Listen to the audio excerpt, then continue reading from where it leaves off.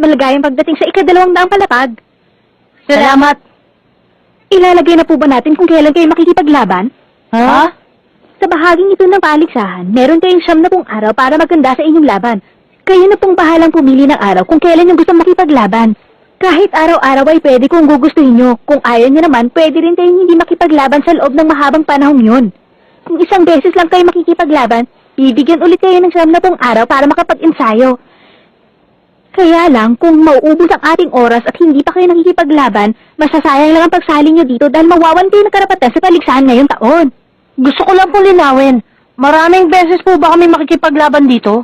Para malampasan ang bahaging ito, kailangan yung manalo ng 10 beses. Kung matatalo kayo ng 4 na beses, ay mapapahaliwala ang pagsali nyo dito. At kung mananalo kayo ng 10 beses, maaari na kayo makipaglaban sa Hari ng Palapag. Hari ng Palapag? Ibig sabihin, kailangan mong talunin ang lahat ng manlalaro sa isang palapag.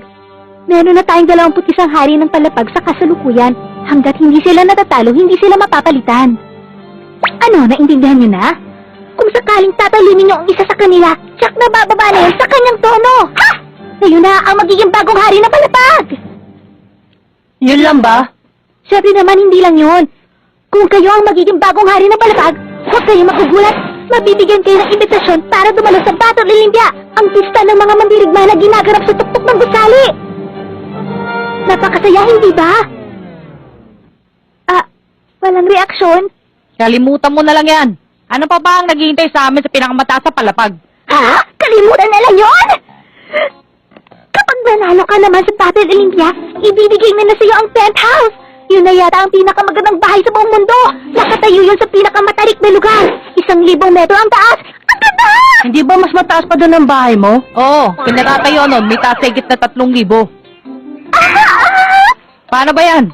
Sinabi niyo na sa atin ang sekreto. Wala na akong pakialam ngayon sa pinakamataas sa palapag. Sa ngayon, kung makakalaban ko dito si Hisoka, siguradong ayos na ako. Sandali lang! Magkakaroon kayo ng magandang kapalaran dito! Hindi ko kailangan kapalaran. Ako rin kinuha.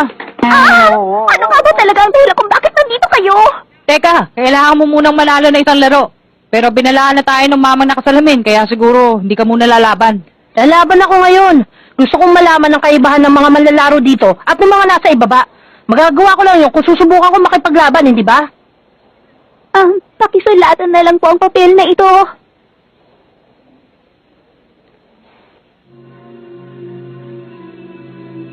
Ano kailangan nyo?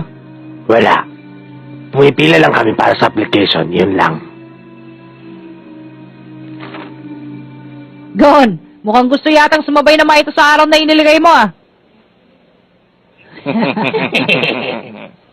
Handa na ako, kahit na ano pang oras. Narinig niyo yan? Nakakatuwa ka naman, bata. Ito na po ang susi para sa inyong kwarto.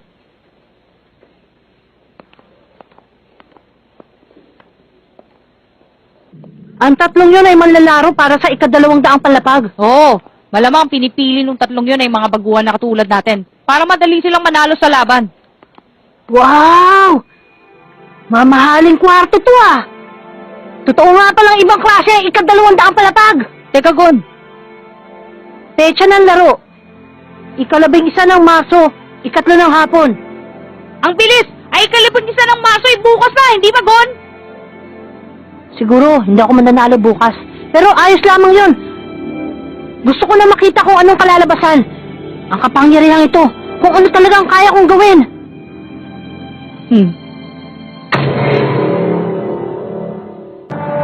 Ang unang manlalaro natin ngayon ay si Gon!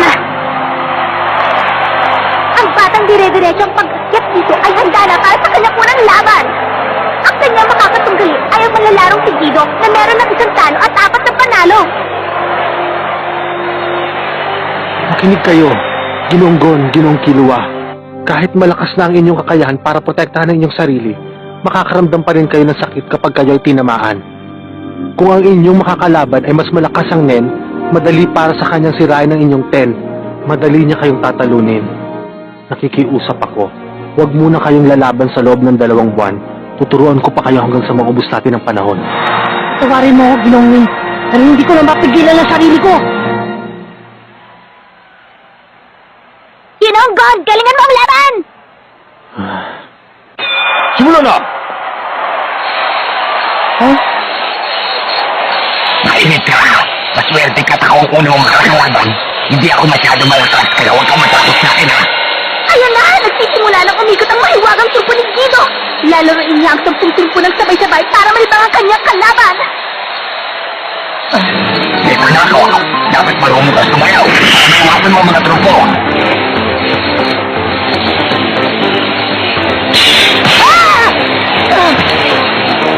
Sino mo, siguro! Hindi raw siya malakas sinungaling! Kahit maliit ang mga tumpo, kapag tinamaan ka naman ay para kang minaso! Kapag ang mahiwagang trupong yan ay ginamitan mo ng ngayon, hindi sila titigil sa pag-ikot at pag-atake. Kahit ako, hindi ko rin alam kung ano ang gagawin ng mga trumpong yan. Kailangan kong hulaan ang gagawin nila! Ayos! Ngayon ay... Sino mo, ano mo, siya? Sana po nagagana ang mga trupo ni Guido! 2 beses na pong tinamaan ng malalarong sigon! Ano kaya ang gagawin niya para maiwasan ang mahiwagang trupo?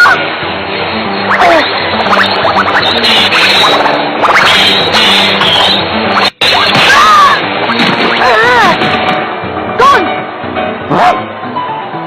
Mahusay na tira at bumagsak! 2 puntos! Ang malalarong si Guido ay meron na pong 4 na puntos! Delikado ng lagay ni Gon! Kaya mo ba? Kaya ko pa! Sa sobrang dami ng trumpo, mahirap na silang iwasan! Anong gagawin ko?